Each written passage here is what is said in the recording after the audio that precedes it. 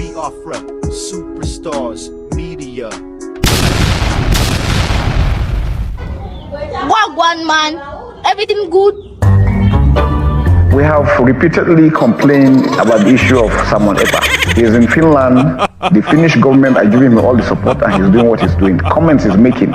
People are being killed and nothing is being done. And this is democracy. If the European Union is the one supporting democracy and this is happening and they're not taking action, then they don't mean well for Nigeria. We have said that in clear terms. We need to diplomatically find means of getting him out of whatever it is that he's doing. He must be arrested, he must be prosecuted.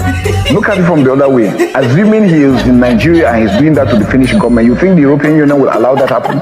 They definitely will not. So why are they allowing him to do what he's doing?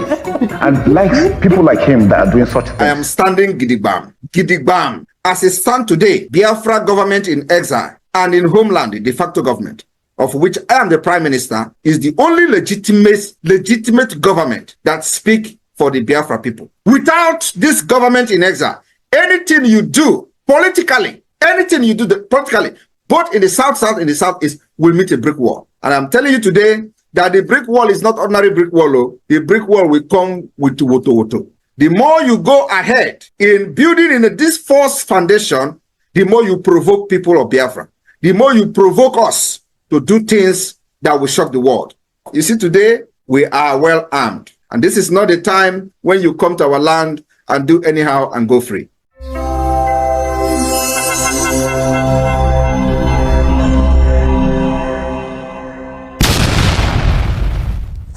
My people, my name is Biafra Superstars Media. Today, I want the Biafrans to understand the perspective of what is happening in that damnable, dirty gutter zoo media and that zoo country called Nigeria. Today, I wish to implore Mr. Rufai Oseni to take a paper and pen and take down some notes on how to report a news from the perspective of somebody who is based in that damnable zoo republic. I want you all to listen to a very good friend, the Biafran golden child, as he breaks down the so-called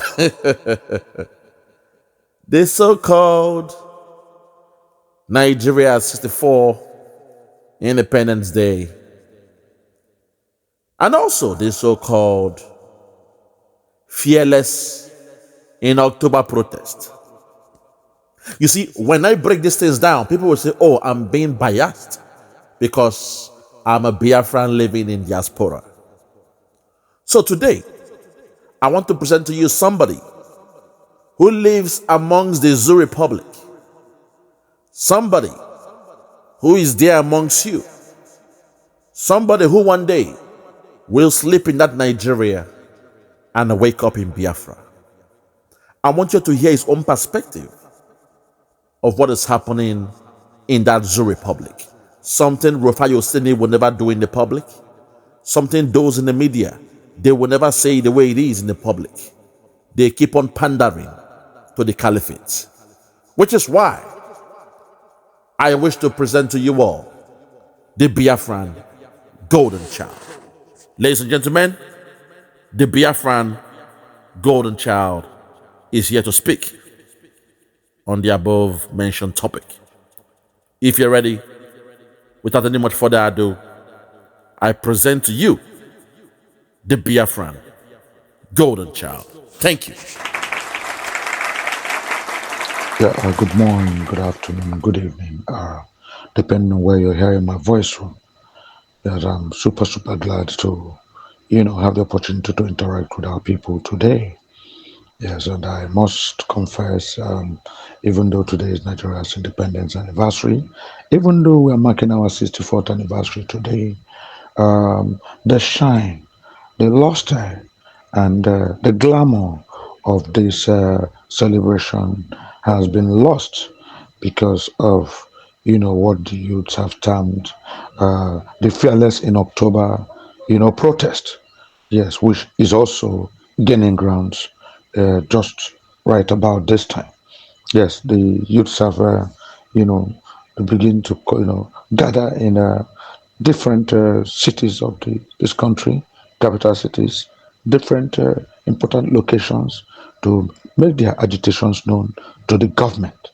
In particular, one of the conveners of this uh, protest, the Sowore, who was you know, he recently got back from his overseas trip, was arrested and eventually released by the immigration service, has come up to give the president of this country 24 hours within which either to accede to their requests and demands or make the protest continue and to unimaginable ends. And so the protesters continue to gather ground. Youths are gathering at Abuja, at Lagos, at Port Harcourt, in all the capitals of Nigeria, and they are carrying placards, they are carrying and singing songs, chanting slogans and songs that show a complete, you know, complete happiness and what may be termed dissatisfaction with policies of this government. Yes, the fearless in October, the youths have, insisted is different and will be different from the hashtag bad governance hardship protest between 1st August and 10th August. They said this one is going to be all embracing, will be, longer lasting, and may, in fact, make the country ungovernable if the government does not accede to its demands. And so, every part of Nigeria, even though there's a celebration of independence going on in most of the state capitals, but the youths, and they have shunned any such celebrations, they have shunned any such anniversaries, and instead they are protesting, walking around the streets. Yes, in particular, equality is worthy of note that the police authorities have, reacted in some areas, especially like Abuja, with some brutality recorded. I mean, video accounts show that police are, spraying water on protesters. Police are shooting tear gas into the air. Even in some instances, police are now shooting rubber bullets just to scare these protesters away. But the protesters, the youths, are not in any way intimidated by this what unwarranted, negative attitude from the police and other law enforcement officers. They have told the police bluntly, look, what we're doing is not just for us, it's equally for you and your children. They have reminded the police that they don't live in heaven. They don't live in isolated communities. Of course, the same police is buying the same fuel at these exorbitant prices. The same police is buying gas for cooking at exorbitant prices. The same police have children in school, and of course, school fees will be paid at exorbitant prices.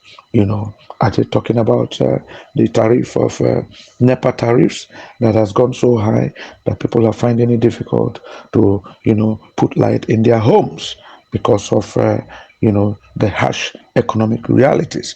And so they are telling the police that you shooting at us, you tear gassing us, you using rubber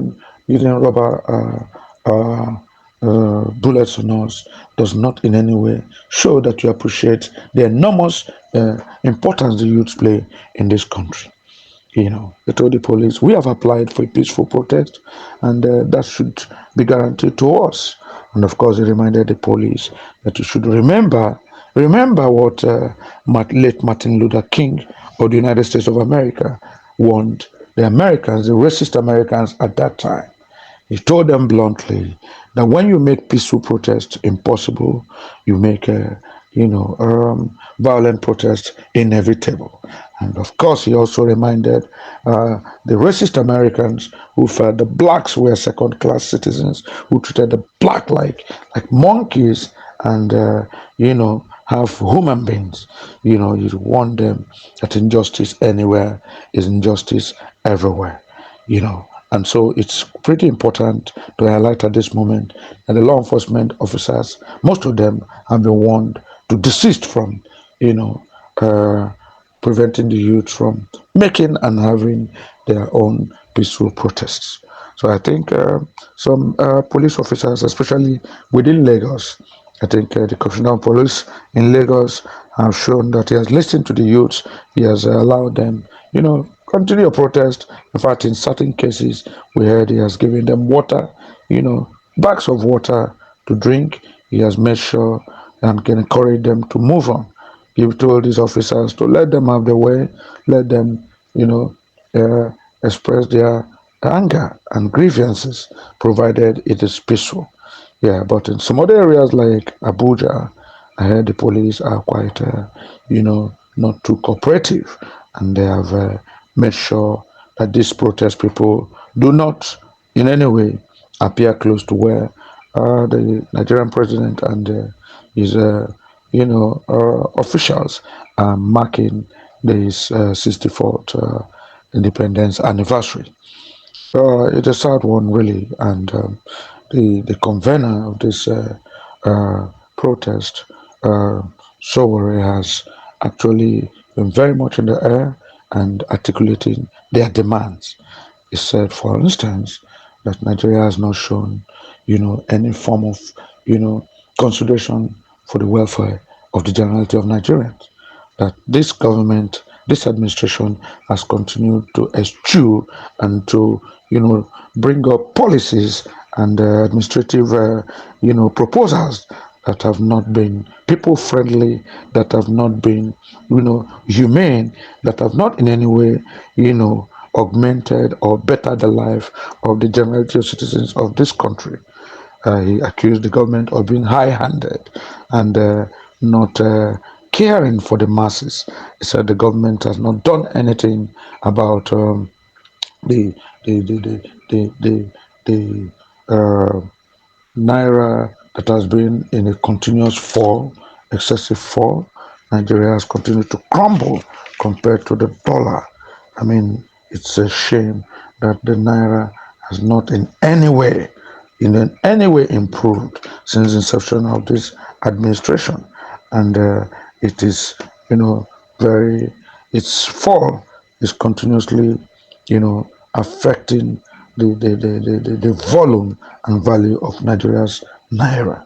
So that it's a big one, that this government has not in any way brought up any policy that will shore up its currency, leading to the concomitant high cost in living, high cost of staple foodstuffs, high cost in prices of petroleum products, and high cost of education, high cost of NEPA tariff, high cost of rents and all that.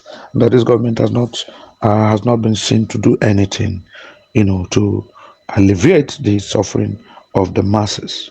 Yeah, he wondered why in a country of over 200 people, 200 citizens, inflation has climbed to a staggering 33.4%, the highest in over 28 years. And insisted again that while the dollar, you know, was rising at an astronomical, you know, uh, percentage, no naira keeps crumbling, and nothing is being done, to alleviate this situation from this government, despite all its claims, despite all its so-called economic empowerment programs, despite all the so-called removal of oil subsidy, despite all the economic maneuvers that the government has done, the naira has continued to experience free fall. It's a very sad one. He said daily survival, particularly for the younger generation in this country, has become very a Herculean feat, a very Herculean feat, you know. Uh, it's just totally unacceptable to the youths here, because every other day they see how their elderly ones, their parents, their uncles, their aunties and grannies are battling even to afford the basic essentials of life.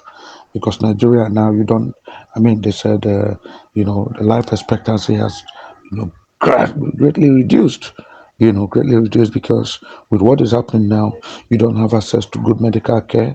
You don't have access to buying important medicines, much needed medicines, above the reach of the common man. I mean, so life expectancy has reduced drastically, so that everybody's complaining. There's no more middle class in Nigeria. Yeah, they recall that even if, I mean, you give Nigeria, in fact, one of the TV journalists, the TV presenter, in Arise Television, uh, recently, told the public, broadcast, said that even if you give Nigerians 400,000, 500,000, even 600,000 monthly salary, remuneration, it will still not be able to keep them afloat. Because, of course, when you consider the cost of transportation, moving from home to your offices, to your employment bases, moving around in the country at this exorbitant cost of fuel, you find out that more than 40% of 400,000 or 500,000 would go into transportation. Then talk about electricity tariffs and putting electricity in the home. You find out that it takes another 30% of that's 70% gone. Buying foodstuffs that are out of reach for the common man, of course, will erode anything remaining from that 500, 400, 600,000. And so he said, imagine 70,000 as the minimum wage in this country. That is completely, and obviously, flagrantly, strangulating these people, strangulating Nigerians. What will 70,000 buy for them? Is it for their transport? Is it for their daily meal? Is it for the nutrition of their families, feeding their families? Is it for children's school fees? And of course, the general impression generally is that Nigeria has become a very expensive and a very harsh country to live in. And so the youths have insisted that, look, we are going to continue with this fearless in October until we'll continue to make this protest until our, voices are heard, until impact is made. So they are still going around places, going around town, going around cities and capital cities of this country. Somewhere in, I think there was in those states, the youths went out and protested massively, and in fact they made a pointer. They reminded people how an election that should have been free and fair, these last Edo elections, how these elections were somehow magically turned to a nightmare for the Edo people, because of course their voices were not heard, their votes did not count, and they were the people they expected to maintain a bit of sanity in the political process, bring up a vibrant opposition. Were not allowed to win elections that people have voted them for. I mean, it's very glaring. A lot of them concluded that the two elections, has, become the worst and most unfair election in the history of this country, because it was a glaring abuse of state machineries, a glaring abuse of power, and the use of force to ensure that people's mandates given by the people to their selected candidates will never materialize. And so in Edo State, if the youths are even more aggrieved and highly, unhappy, because the government has shown a very clear case of insensitivity to the plight of Edo people who wanted a change, who wanted to make sure that they brought a vibrant opposition, who wanted to make sure that the voices of the, underprivileged, the voices of the, suppressed people of Edo State, the voices of the opposition must and should be heard through their votes. And unfortunately, these votes were rigged his votes were massively manipulated from the highest echelon of the Independent National Commission, from the highest, echelon of administrations of this country. I mean, the videos were very clear, very clear that the Jagaban had promised his party, the APC, to give them the Edo State governorship uh, uh, election as a democracy anniversary day gift, which of course he said, I'll give it to you. What do you want? You want the Edo State governorship? Let it be my gift to you. I'll use everything at my disposal to make sure I give it to you. It will be worth having it so that by 1st of October on our 64th anniversary, we can clink glasses and pop our champagnes and say, yes, they work. Well done. The APC has taken Edo State. And true to his words, that was what happened. And to the chagrin of the youths, the youths were stupefied. Every citizen of Edo State was stupefied that this 21st century, a head of state, a president, can actually flagrantly in the full glare of the public, in viral videos, in newspaper reports, in television broadcasts, come out and say, I will give you a particular state. I will make sure you win a particular election. I mean, that is the height of wickedness. That is the height of, subjugation. That is the height of, insensitivity to the plight of the common man and the citizens of Edo State. And so the youth said, no, we will not allow this to happen. Enough is enough. Enough is enough. At Abuja, the youths went there and they were telling the powers that be that yes, we are here. You people, especially your FCT minister, has said that he doesn't believe anybody is living above any other person in this country. That whatever is the cause of the hardship, is not peculiar to any particular group of people. That all of them, including himself, including Mr. President, is suffering from the price hikes, and so that people should know that there's nothing the government can do for now except maybe bring some palliatives once in a while, which may help to cushion some of the effects of this harsh economy. But that people should realize that Nigeria is a capitalist country, and of course, prices cannot be effectively controlled. That everything is, a function of demand and supply and availability of resources. He was saying that why are youths clamoring? Why are they all complaining? High cost of this, high cost of that. How can you fix the price control in a capitalist system? That they should realize that the government has no, power to insist on that. And when you do that, it is antithetical to everything that capitalism and capitalist economy, represents.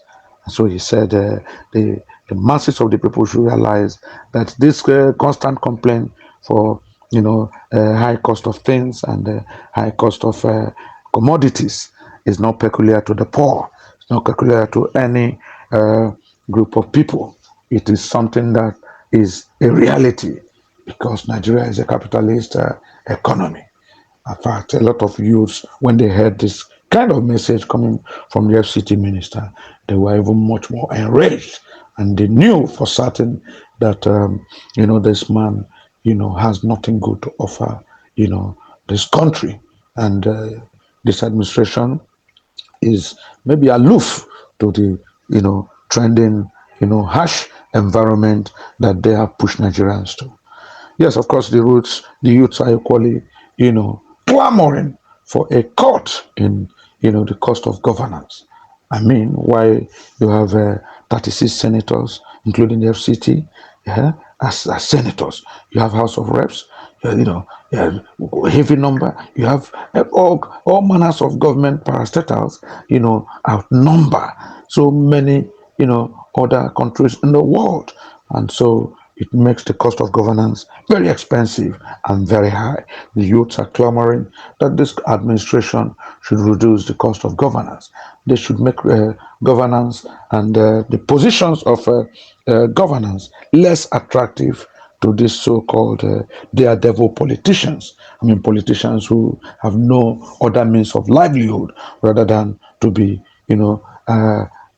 campaigning and assuming positions of leadership year in, year out, back to back for the past 25, 30 years. They have nothing to show for it, only self-aggrandizement, only corruption and nepotism, only making sure they buy the best houses, the best estates, in choice locations in the world.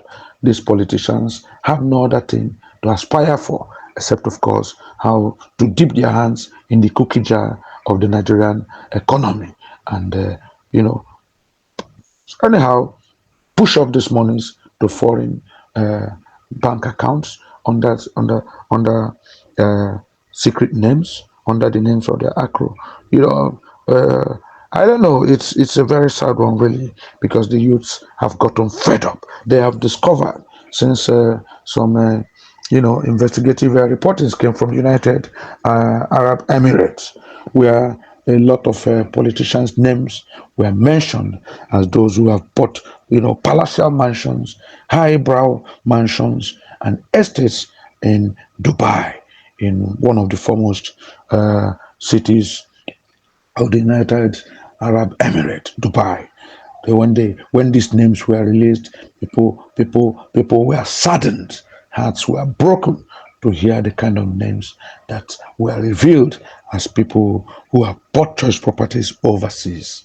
These people have used our hard-earned foreign exchange, that double in trillions to go and buy these properties. And in fact, it was vividly and clearly highlighted that some of these politicians who were male would buy the properties, indicating that they were females. Some of these people bought it through their acronyms, bought it through, relations, bought it through, all kinds of deceptive alliances, just to make sure they are not discovered.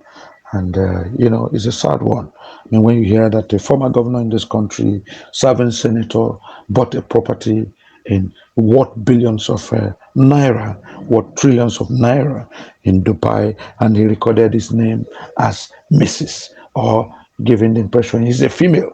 Meanwhile, the names there are that of known male governors and senators. That's to tell you the extent this politicians can go to make sure they deprive our country of the much needed resources that should accrue to this country, both from oil and from other economic endeavors. And so the youths have insisted, they have mandated, the president, you must listen to us, you must call your people to order, you must call your compatriots to order, you must call your fellow leaders to order, because enough is enough. We are tired of the whole world laughing at this country. I mean, it's a country of 200 and something million people, just a few people, just the president, the vice, the governors, the senators, the House of Reps, and other, leadership positions that form a very, minute population of this country, segment of this country, should not be living in affluence, not be living in, multiple and expensive, capacity, while the majority of Nigerians are living in squalor and, poverty. It's not right anywhere in the world.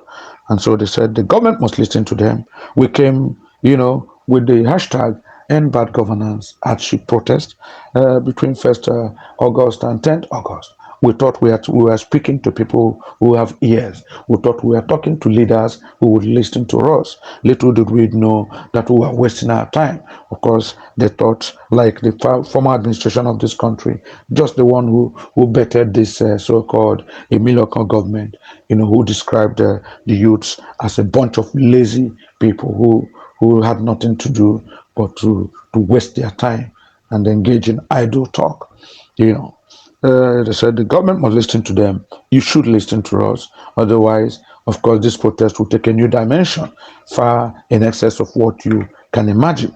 Yes, that's what the youths are saying. That's what this protest is all about. The Fearless in October has promised to make Nigeria either listen to them or, of course, become ungovernable. And they said they will walk into the nitty, all the crannies, of this country. They will get to every point where their voices must be heard until the government hears. So here is well, of course, we encourage them, keep up the struggle, keep up talking. You never can tell. Someday, the government might open their ears and actually, yes, know that it's not business as usual. Nigerian youths are not lazy. We are cognitive, highly cognitive people. We are people with ambition. We are people who hope equally that our country will be like, the advanced countries that these politicians run to at every beck and call. We want our hospitals to work.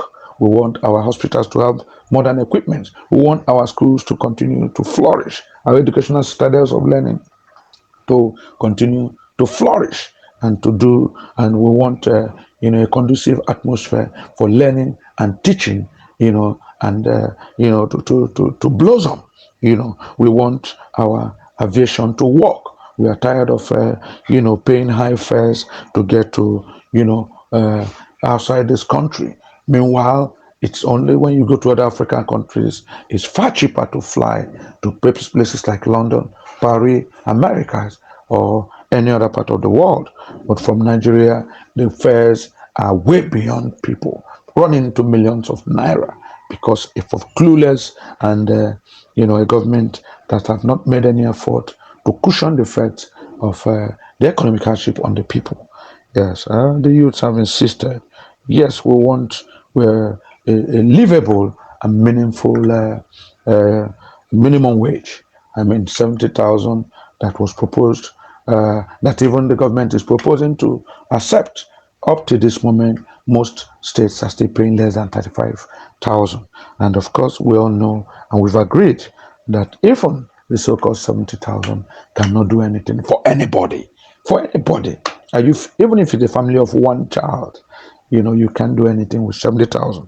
And so they said the government must look into it with a view, to remedying the situation, Yeah, but unfortunately, the government in power, the government of Bola Ahmed Tinubu, on that same day, during this same anniversary day, that is equally the batting of this new hashtag Fearless in October, protest. The government wasn't interested in anything the youths were saying. It wasn't even interested in the so-called protest. Rather, the president was talking actively about, having a 30-day, program for the youths. I mean, they should rally around at different local government levels, different state level. The youths will be involved in technical leadership programs that will stimulate employment, give them the much needed skills to move on, to be employable, to move on to other sectors of the economy. And he's saying after this 30-day seminar, and where the youth should be actively involved and engaged. He's hoping that the nation will be able to create about 2.5 million jobs. So while the youths were busy protesting, busy complaining about the hardship in the country, busy complaining about the ineffectiveness of government policies, while the youths were busy, enunciating what they think are good advices for economic growth and development, and hoping that the government will listen to them. Here comes a president who, rather than listening to the youth, is more interested in organizing a 30-day seminar beginning from the 1st of October to the 30th of October, where he hopes to, bring the youths together, bring them together in different local areas, local government areas, state areas for a 30-day convention, and, help them develop learning skills and employable skills and interactive skills and all kinds of leadership skills that will make them more relevant to the nation. It's an irony of life, actually. It's such an irony of fate. Here are youths who are protesting how to better their country, and here is a president who is more interested in making the youths to be much more learnable and much more amenable to social development. Is that in any way saying that maybe because the youths are idle, maybe because the youths are lazy, maybe that's why they are not they are going to the streets or taken to the streets? Well, time will tell. We'll see where it will go. But on a more serious note, I think this Nigerian protests that have been ever recurring should be given much more serious attention, so that the country can move forward, so that the generality of people can actually live in peace and harmony. Because of course, poverty and heart condition does not favor anybody at all. I mean, people are living in abject squalor in difficult times, and it hurts them even further to see that the so-called leaders, the so-called political leaders who tell them to tighten their belts, have not in any way tightened their own belts. Instead, they are living very exorbitant lives, they are living ebullient lives, they are living expensive lives, and they have not embezzled they keep embezzling in trillions and billions, more than even in previous times. And so they would say, please, leaders, practice what you preach. Practice what you preach. You want us to follow you, be a good example. Please, let's call a spade a spade. If we don't do this, we'll make Nigeria ungovernable. This hashtag, fearless in October, will stay, have come to stay, except we see a pragmatic change, except we see a meaningful consideration for the welfare of the masses, the welfare of the generality of Nigerians. And so, my fellow Biafrans, ladies and gentlemen, freedom lovers, this is a food for thought for all of us. I mean, this is in Ember months. This is this period. I mean, when we are looking forward, to a few months more, when we'll get into the month of December, especially the 2nd of December, when our able Prime Minister Simon Ekpa would, vigorously and without undue waste of time, declare the sovereignty of the United States of Biafra. We're looking forward to that seriously, because the protest speaks a lot. The protest shows that Nigeria is not a country to survive in. The protest shows that Nigeria is an endangered. Every Nigerian has become an endangered species. So, of course, we're looking forward to the United States of Biafra, and we are hoping that all these things that make youth restive, that makes youth continue to demand for change, that makes youth complain about bad governance, and that will never manifest in the country. We are hoping to, all inaugurate come 2nd December 2024. Once again, I wish us Biafrans well. I wish every Biafran well. I wish these protest people well. I wish them well. I pray there will be no destruction of life and property. I pray that nobody will lose their lives. And I pray most importantly that this so-called government, which prides itself as democratic, as people-oriented, should listen to these youths and make meaningful changes, which I hope will be soon, and really soon. Thank you all. Have a great day. And well, let's look forward once again to 2nd December 2024, when the United States of Biafra will become real, will become life, will become a sovereign nation. God bless you all. Thank you. Wagwan man, everything good. We have repeatedly complained about the issue of Simon Ekpa. He is in Finland. The Finnish government are giving him all the support, and he's doing what he's doing. The comments he's making, people are being killed, and nothing is being done. And this is democracy. If the European Union is the one supporting democracy, and this is happening, and they're not taking action, then they don't mean well for Nigeria. We have said that in clear terms. We need to diplomatically find means of getting him out of whatever it is that he's doing. He must be arrested, he must be prosecuted. Look at it from the other way. Assuming he is in Nigeria and he's doing that to the Finnish government, you think the European Union will allow that happen? They definitely will not. So why are they allowing him to do what he's doing? And like people like him that are doing such things. I am standing gidigbam. Gidigbam. As it stands today, Biafra government in exile and in homeland, the de facto government, of which I am the prime minister, is the only legitimate government that speaks for the Biafra people. Without this government in exile, anything you do politically, both in the south and the southeast, will meet a brick wall. And I'm telling you today that the brick wall is not ordinary brick wall. The brick wall will come with woto. The more you go ahead in building in this false foundation, the more you provoke people of Biafra. The more you provoke us to do things that will shock the world.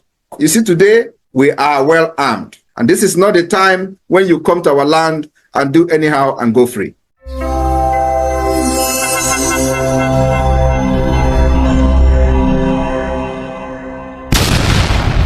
Yeah, check me out. Superstars Media. Lord Logan, but let me turn Lord Logan. And it's why Flora show 1914 amalgamation is what we dying for. 3 nations to 1 nation. Ever since annihilation, nepotism is nonsense. You and you, clap your hands. Biafra gonna come, clap your hands. Biafra, Oduduwa, we're free now. Freedom is gonna come, we're free now. Yeah.